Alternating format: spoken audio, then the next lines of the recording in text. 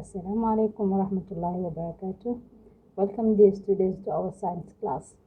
So this week we have been learning about sounds, right? And how does our ear works or how we can hear sounds.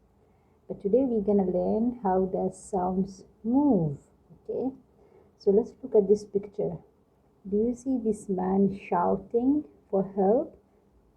Do you see this man shouting? Right. Do you think anyone can hear this man's voice? Do you think can she hear his voice? No. Why? Why do you think she cannot hear his voice? Yes, that's correct. She is listening a song or a music through her speakers, right? So she is listening to the music. She cannot hear his voice, right? How about these two people on the ship? Do you think they can hear his voice? It's also no. Why? Why do you think they cannot hear his voice? Correct, because they are very far from him, right?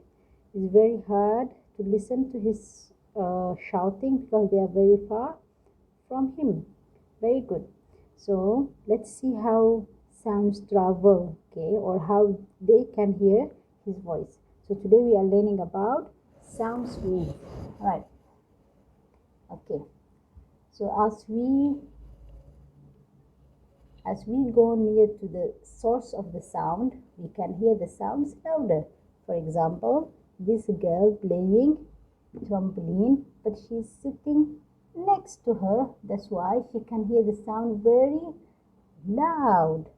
So if you are near to the source of the sound, we can hear the sound louder, right? Very good. How about if we move far away from the source of the sound? For example, she's talking and she want to try to listen. But look, the gap between them is quite very far, right? So sounds gets quieter when we move away from the source. She's trying to use the help to listen what she is trying to say, right? So it's quite when the sound of the source is very far, it's hard to listen.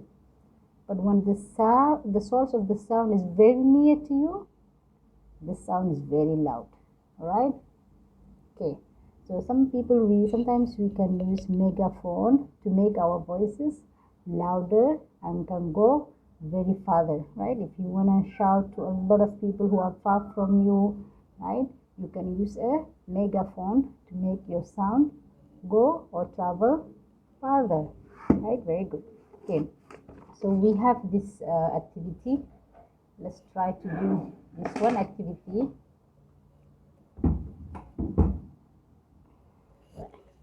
Okay. Okay, let's say, okay, I am here. Okay, this is the teacher. Okay, I have a whistler. Okay, and this is Amra. We have Mariam behind Amra. We have Darwish. We have Najmi. So they are lining up. Okay, if I blow the whistle, who do you think will hear my voice loudly? Is it Amra will hear my voice very loudly, or Najmi will hear my voice very loudly? Who we can give number one? Can hear my voice, the whistle, very loudly. And correct. So we give Amra number one because Amra is next to me. She can hear my voice loudly. Mariam is next. Darwish is third. And Najmi will hear a bit quieter than Amra, right? Because he is the father among the four. All right. So Najmi can hear the voice very quietly, right? So Najmi can hear quietly. Whereby Amra can hear the voice loudly. Okay. Let's say I was not using any whistle, but only my voice. Okay, if I just call, just mention, okay, students. How about my voice? Will it be the same as when I was using a whistle? Which one will go louder, using the whistle or only my voice calling you students? Right, the whistle, right? Because the whistle is already a loud sound. So using loud sound, the person next to you will listen to the sound very louder, right? Very good.